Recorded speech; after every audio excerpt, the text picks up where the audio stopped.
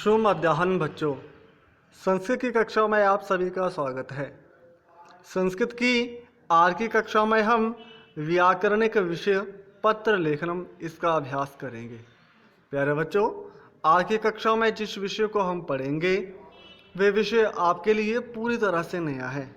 आपने इस प्रश्न का पहले पढ़ी हुई कक्षाओं में ना तो अभ्यास किया है और ना ही ये प्रश्न विगत कक्षाओं में आया हुआ है। इसलिए आप इस नए विषय को ध्यानपूर्वक पढ़ें और समझें।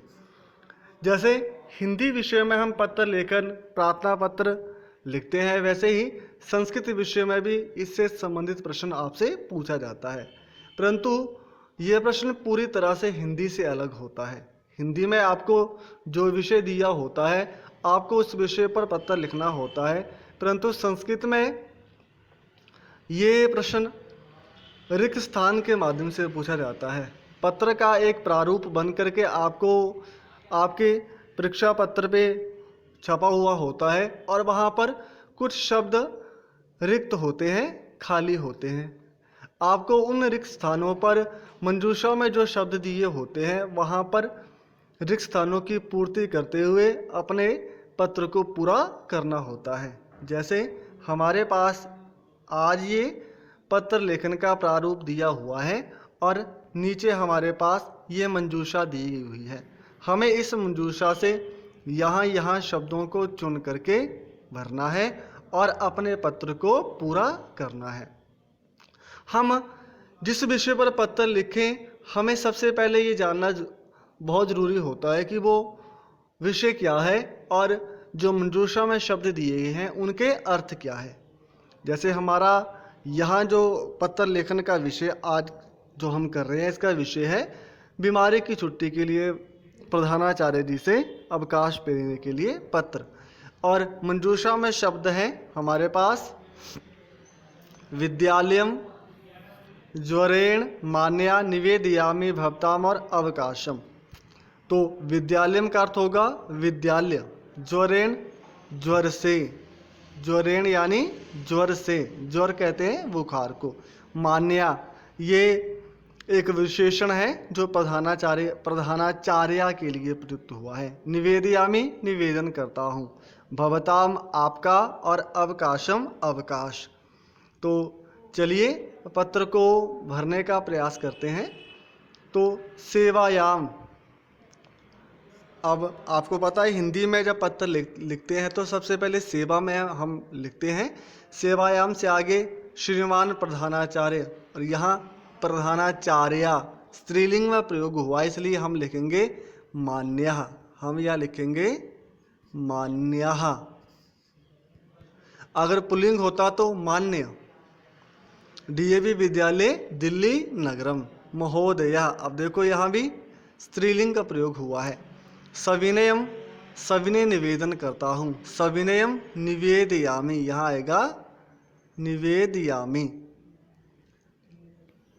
यत गत रात्रे अहम, सविनय निवेदन ये करता हूँ कि पिछली रात से मैं, ज्वरेण, यहाँ आएगा ज्वरेण, पिछली रात से मैं ज्वर से ग्रस्त अस्मि, ग्रस्त हूँ, पीड़ित हूँ। सविनय निवेदन ये करता हूँ कि मैं पिछली रात से ज्वर से बुखार से पीड़ित हूँ। अस्मात् कारणात्, इस कारण से अहम मैं, अब यहाँ आएगा विद्यालयम, यहाँ आएगा विद्यालयम, इस कारण से मैं विद्यालयम विद्यालय आगंतुम असमर्था अस्मि, पिछले कल से मैं बुखार से पीड़ित हूँ, इस कारण से मैं विद्यालय आने में असमर्थ हूँ। अतः दिन द्वयस्य, आप जब भी पत्र लिखते हैं तो उसमें जितने दिन की छुट्टी आपको चाहिए होती है आप वहाँ वो भी लिखते हैं। तो दिन द्वयस्य का अर्थ है 2 दिन।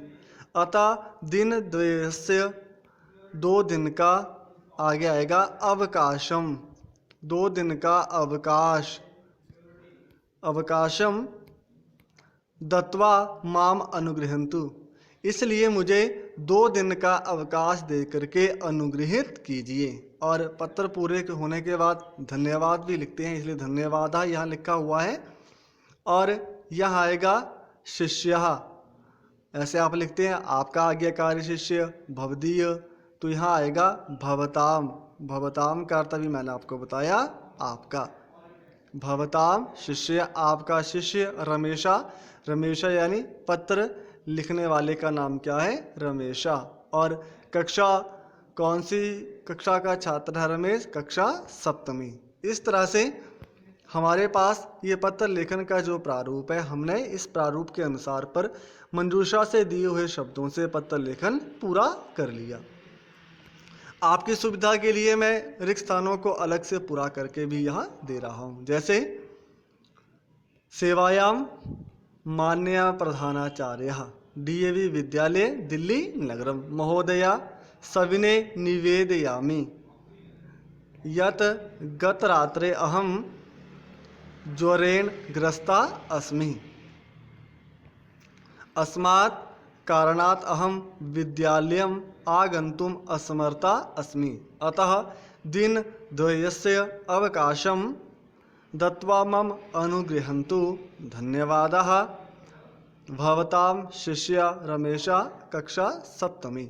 अब प्यारे बच्चों, यहाँ तक तो आप समझ गए होंगे कि परीक्षा में प्रश्न कैसे पूछा जाएगा, हमें परीक्षा में पूछे हुए प्रश्न को किस तरह से हल करना है और शब्दों को रिक्त स्थानों में कैसे पूरा करना है। अब मैं आपको ये बताना चाहूँगा कि परीक्षा में कुछ बच्चे किस तरह से गलती कर देते हैं। कुछ बच्चे क्या करते हैं कि जो हमारे पास मंजूषा में शब्द दिए होते हैं, ये वाले शब्द, इनको सही क्रम के अनुसार नहीं लगाते हैं, क्रम आगे पीछे कर देते हैं, जिससे पूरे पत्र का अर्थ बदल जाता है।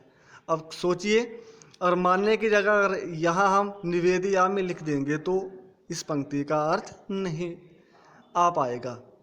वैसे ही भवताम शिष्य की जगह हम लिख देंगे अवकाशम शिष्या, तो वो पूरी तरह से पंक्ति गलत हो जाएगी। हमारे परीक्षा में पूरे अंक तभी आएंगे जब हम मंजूषा में दिए हुए शब्दों को सही क्रम के अनुसार वाक्यों में प्रयुक्त करेंगे।